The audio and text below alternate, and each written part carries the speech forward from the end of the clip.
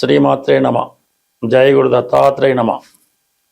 ఈ వీడియోలో మనం వృశ్చిక రాశి వారికి మార్చి 8వ తారీఖు నుంచి 14వ తారీఖు మధ్యలో జరగబోయే వారఫలాలు పరిశీలించినప్పుడు మరి ప్రధానంగా రాశ్యాధిపతి కుజుడు చతుర్థ స్థాన సంచారం, అక్కడ ఉన్నటువంటి రాహుతో కలియడం వల్ల భూములు స్థిరాస్తుల విషయంలో అన్నదమ్ముల మధ్య, ఇరుగు పొరుగు వారి మధ్య అభిప్రాయ భేదాలు రావడం జరుగుతూ ఉంటుంది. మీకు సంబంధించిన స్థిరాస్తి ఇతరుల స్వాధీనం చేసుకోవడం కానీ, మీ స్థిరాస్తి ఇతరుల ఆధీనంలో ఉండడం మీరు అనుభవించలేకపోవడం వల్ల కొంతవరకు వారితో పోరాడి మీ స్థిరాస్తి మీరు పొందే అవకాశం ఉంటుంది. అయితే ఈ విషయంలో చాలా బంధుత్వాలు పోగొట్టుకుంటారు, దగ్గర వాళ్ళతోనే విరోధాలు తెచ్చుకోవడం జరుగుతూ ఉంటుంది. ముఖ్యంగా చతుర్థ స్థానంలో ఇప్పుడు ఏర్పడినటువంటి పాపగ్రహాల ప్రభావం వల్ల మనశ్శాంతి కోల్పోవడం జరుగుతూ ఉంటుంది. కావలసిన వాళ్ళ దగ్గర స్థిరాస్తి ఉంటుంది, మీకేమో డబ్బులు అవసరం ఉంటుంది, ఏదో చేయాలి, వాళ్ళేమో వదలరు, మీరేమో చేయలేరు, వాళ్ళేమో పొమ్మలేరు. ఈ విధమైన సందిగ్ధంలో అయిన వాళ్ళతో మాటలు పడడం జరుగుతూ ఉంటుంది. చాలా మానసిక క్షోభకు గురవుతూ ఉంటారు. అదే ఇతరుల చేతిలో మీ ఆస్తి ఉన్నప్పుడు, ఇతరులు కబ్జా చేసినప్పుడు వాళ్ళు ఆస్తి వాళ్ళదని చెప్పడం, పైపెచ్చు మిమ్మల్ని బలహీనుడిగా చేసి మీ మీద అటాక్ చేయడం కూడా జరిగే అవకాశం ఉన్నది. ఈ కారణం వలన స్థిరాస్తి సంబంధించిన విషయాల్లో కొన్ని రోజుల పాటు మౌనంగా ఉండడమే మంచిది. దాని తర్వాత మీ ఆస్తి ఎక్కడికి పోదు.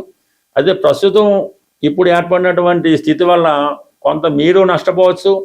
లేనిపోని పోలీసు గొడవలు, చికాకులు, కోర్టులు, జైలు ఇటువంటివి కూడా వచ్చే అవకాశం ఉంది. కాబట్టి చాలా సహనంతో వ్యవహరించడం మంచిది. అలాగే విద్యార్థులు ప్రధానంగా విద్య మీద ఎక్కువ దృష్టి పెట్టవలసి ఉంటుంది. పైపెచ్చి ఇది పరీక్షల సమయం కాబట్టి ఏమాత్రం డైవర్ట్ అయినా విద్యాభంగం జరిగే అవకాశం ఉన్నది. అలాగే మీరు కోరుకున్న ర్యాంకు రాకపోవడం వల్ల ఇబ్బంది పడటం, అవమానపడటం, మీతో పాటు మీ పెద్దవాడిని కూడా అవమానపరచడం జరుగుతూ ఉంటుంది. కాబట్టి ఎస్పెషల్లీ విద్యార్థులు ఎటువంటి సైడ్కి వెళ్లకుండా పూర్తిగా చదువు మీదే శ్రద్ధ పెట్టినప్పుడు మాత్రమే మీరు అనుకున్నటువంటి ర్యాంకుకి దగ్గరగా రాగలరు. ఏమాత్రం అశ్రద్ధ పెట్టినా కూడా ఈ సంవత్సరంతో విద్యాభంగం జరిగే అవకాశం ఉంది. కాబట్టి కంపల్సరీగా ఈ వృశ్చిక రాశి పిల్లలు ఎవరైతే ఉన్నారో వారి యొక్క తల్లిదండ్రులు వీళ్ళ మీద ఒక దృష్టి పెట్టడం మంచిది. సో ఇక ప్రధానంగా 5వ స్థానంలో శుక్రుడు, శని ప్రవేశించడం వల్ల విద్యార్థులు కానీ మిగతా వాళ్ళు కానీ అసలు విషయాన్ని పక్కన పెట్టి ఇతర విషయాల మీద ఆసక్తి పెంచుకోవడం, అలాగే ఏదో ఒక ఎంటర్టైన్మెంటు, ఏదో ఒక బలహీనతకి లోనవడం వల్ల అది ఆన్లైన్ బెట్టింగ్ కావచ్చు, సినిమా సంబంధించిన మోజు అవ్వచ్చు, లేదంటే ఇంకొక సంబంధించినటువంటి ఎంటర్టైన్మెంట్లో ప్రవేశం వల్ల అటు సమయంతో పాటు కాలంతో పాటు విలువైనటువంటి ధనాన్ని కూడా పోగొట్టుకోవడం జరుగుతూ ఉంటుంది. అలాగే కొత్తగా పరిచయమైన వాళ్ళు మిమ్మల్ని మోసం చేసే అవకాశం ఉంటుంది.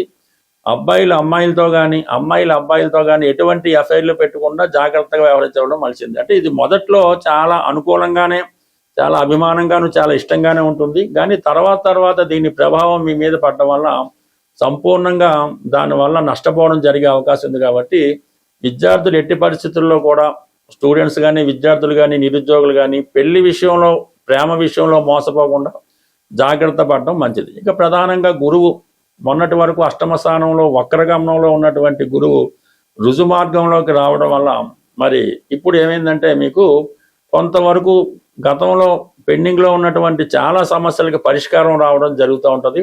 ఆర్థిక పరంగా ఒక గుప్త ధనం కానీ, ఆకస్మిక ధనం కానీ, మీ అత్తవారి దగ్గర నుంచి రావాల్సిన ధనం కానీ ఈ సమయంలో రావడం జరుగుతూ ఉంటుంది. అది కొంతమందికి బాధగానో ఇబ్బందికరంగా ఉన్నప్పటికీ కూడా కంప్లీట్గా మీకు, మీ కుటుంబానికి ఎక్కువ విశేషమైన ధనం రావడం, ఒక శుభకార్యం కొరకు ఈ ధనాన్ని ఖర్చు పెట్టడం కూడా జరిగే అవకాశం ఉంది. ఈ వారం రోజుల పాటు కుంభరాశిలో కుజుడు, రవి కలిసి సంచరించడం జరుగుతూ ఉంటుంది. అంటే కుంభరాశి సహజ 11వ స్థానం అవటం వల్ల లాభస్థానం అవుతుంది. అంటే కుంభరాశిలోకి వచ్చినటువంటి ఏ గ్రహం అయినా సరే జాతకుడికి లాభాన్ని కలిగించే అవకాశం ఉంటుంది. ఇది ఈ కుజుడు, రవి కలిసి ఉన్నది ఒక విజయ యోగం లాంటిది. ఇది ఒక ప్రమోషన్ యోగా అంటారు నాడీ శాస్త్ర ప్రకారం. అంటే ఎవరికైతే ప్రమోషన్ రావాల్సి ఉందో, ఇంటర్వ్యూలో సెలెక్ట్ అయ్యి ఉద్యోగం రావాల్సి ఉందో, లేదంటే కొత్త ఉద్యోగం కొరకు ఎదురు చూస్తున్నారో వారు ఈ వారంలో ఒక చిన్న ప్రయోగం చేయవలసి ఉంటుంది. కుజుడికి ఇష్టమైనటువంటి మంగళవారం రోజు ఆదిత్య ఉదయం పారాయణ చేయాలి. అంటే త్రిసంధ్యల యందు ఉదయం, సాయంకాలం, మధ్యాహ్నం చదవలసి ఉంటుంది. అంటే బాగా గుర్తుపెట్టుకోండి, మంగళవారం రోజు ఆదిత్య ఉదయం చదవాలి. అలాగే ఆదివారం రోజు హనుమాన్ చాలీసా పారాయణ చేయాలి. హనుమాన్ చాలీసా అలాగే 3 సార్లు పారాయణ చేసి మరి ఆదివారం రోజు ఆంజనేయ స్వామికి అరటిపళ్ళు నైవేద్యం పెట్టాలి. అలాగే మంగళవారం రోజు సూర్య భగవానునికి గోధుమతో చేసిన హల్వా నైవేద్యంగా పెట్టి ఈ 2 రోజులు మాత్రం శ్రద్ధగా చేయటం వల్ల మీకు అర్హత ఉంటే 100కి 100 ఉద్యోగం అన్నది వచ్చి తీరుతుంది. లేదంటే ఏదన్నా కార్యసాధనలో మీరు విజయం సాధించడం జరుగుతుంది. అంటే సమస్త విద్యలు ఆంజనేయ స్వామికి సూర్య భగవానుడే నేర్పడం జరిగింది. సూర్యుడే మానవులకు ఏదన్నా ఇవ్వగలడు. అది శమంతకమణి లాంటిది, రోజుకి విపరీతమైనటువంటి బంగారాన్ని ఇచ్చే శమంతకమణి కూడా సూర్య భగవానుడు ఇచ్చిందే. అలాగే అక్షయ పాత్ర, ఇవన్నీ కూడా ఏదన్నా అటు ఐశ్వర్యం ఇవ్వాలన్నా అటు ఆరోగ్యం ఇవ్వాలన్నా కూడా సూర్య భగవానుడు ఒక్కడు మాత్రమే ఇవ్వగలడు. ఆ సూర్య భగవానుడు మరెవరో కాదు, సాక్షాత్తు విష్ణుమూర్తే. అది ఈ చిన్న విషయం మీ అందరికీ తెలుసు.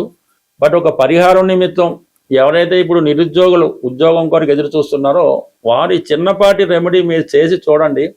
విజయం అన్నది 100కి 100 మీకు రవి కుంభరాశి మారే లోపల వచ్చే అవకాశం ఉంది. వారం రోజులే టైం కాబట్టి కంప్లీట్గా మీరు ఈ పరిహారాన్ని పాటిస్తారని, రాబోయే నూతన సంవత్సరాన్ని ఆనందంగా గడుపుతారని ఆశిస్తూ స్వస్తి. అలాగే మరొక చిన్న విన్నపం ఏంటంటే, మన హైదరాబాదులో ఈ మార్చి నెల 29వ తారీఖున ఒక జ్యోతిష్య మహాసభ జరగబోతుంది. దాన్ని సెమినార్ అని కూడా అంటారు.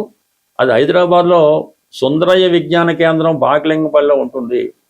దాంట్లో పాల్గొనే అవకాశం ఉన్న వాళ్ళు ఎవరన్నా పాల్గొనాలని ఇంట్రెస్ట్ ఉంటే కంపల్సరీగా మీ నేమ్ రిజిస్టర్ చేసుకోవడం మంచిది.